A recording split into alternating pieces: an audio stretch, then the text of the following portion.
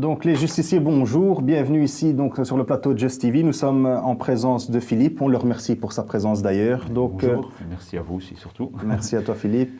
Donc aujourd'hui pour vous parler de la convention Gameplay, c'est pour tous les internautes qui sont fans de jeux vidéo. Donc Philippe, un petit peu, explique-nous ce qu'il y aura. Donc voilà, donc la convention Gameplay, comme son nom l'indique, c'est la 6e édition déjà. Alors ce n'est pas basé uniquement sur les jeux vidéo.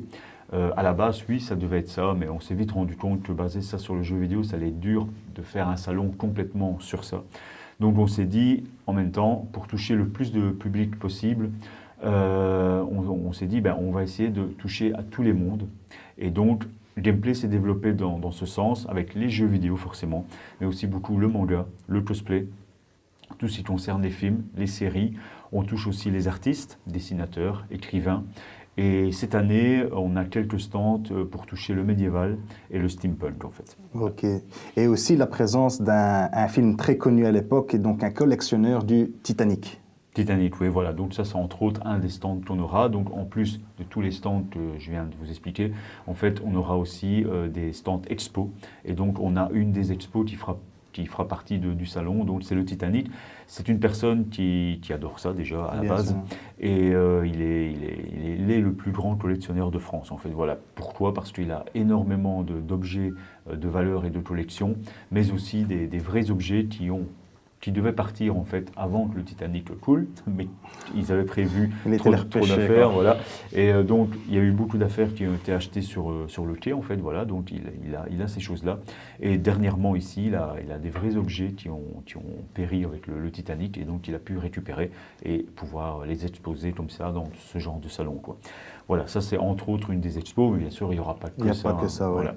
Il y aura beaucoup de stands de produits dérivés, de films, on a des voitures de cinéma aussi qui sont prévues, des jeux vidéo forcément aussi. Voilà, mais voilà. Pour ce qui est des voitures qui seront présentes, tu peux nous dire un petit peu lesquelles? Donc voilà, on a cette année la voiture de Starkey Hutch. La rouge et blanche. La rouge et blanche, la Ford.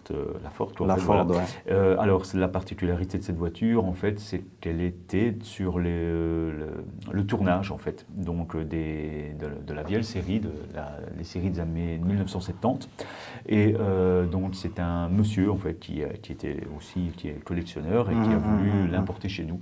Donc, il a acheté cette voiture sur le plateau de la série pour pouvoir la faire venir chez nous, quoi. En fait, voilà, c'était en fait la voiture qui servait de voiture réserve si au cas la vraie tombe en panne, quoi, voilà.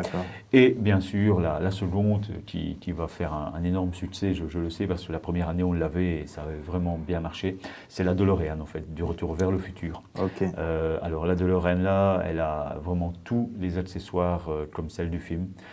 En plus, il y a un petit show qui se tourne autour avec les propriétaires de la voiture. Il y en a un qui est costumé en Doc et un autre qui est costumé en Marty. Il y a les musiques, la fumigène, on pourra se faire photographier à côté de la voiture, monter dedans, enfin voilà quoi. Donc ça va intéresser nos fans de Retour vers le futur. Ouais. Et je fais un petit clin d'œil à Joe Damas justement pour cela. Il est très fan de cette série.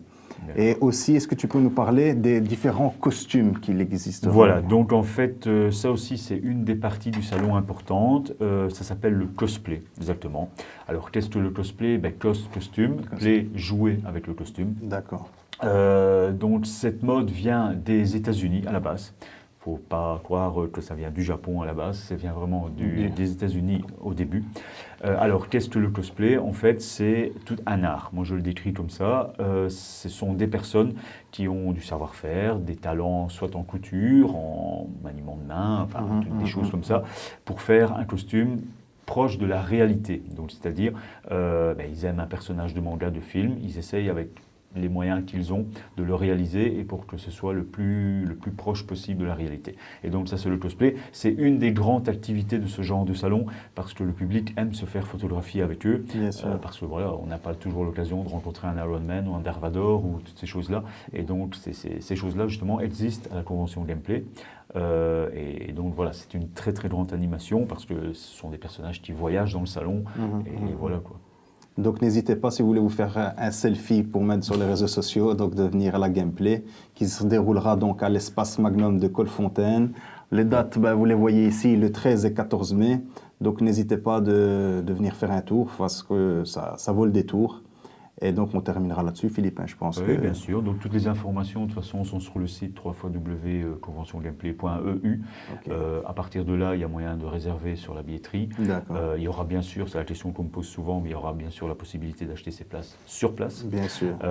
Et voilà. Et donc, c'est le samedi et dimanche. Et alors, nouveauté, j'ai oublié de le dire, si je peux me permettre. Non, vas-y. Voilà, pour ça. la nouveauté, en fait, cette année, le samedi, on prolonge un petit peu plus la fête. Au lieu de terminer à 18h, on termine à 20h. Ok. Et de 18 à 20h, il y a pour la première fois à Gameplay un concert geek. Ah, En magnifique. fait, donc, il y aura 2 groupes qui viendront chanter des reprises de Pokémon, Albator, Allez. Goldorak et bien sûr leurs chansons, toujours dans le thème du manga.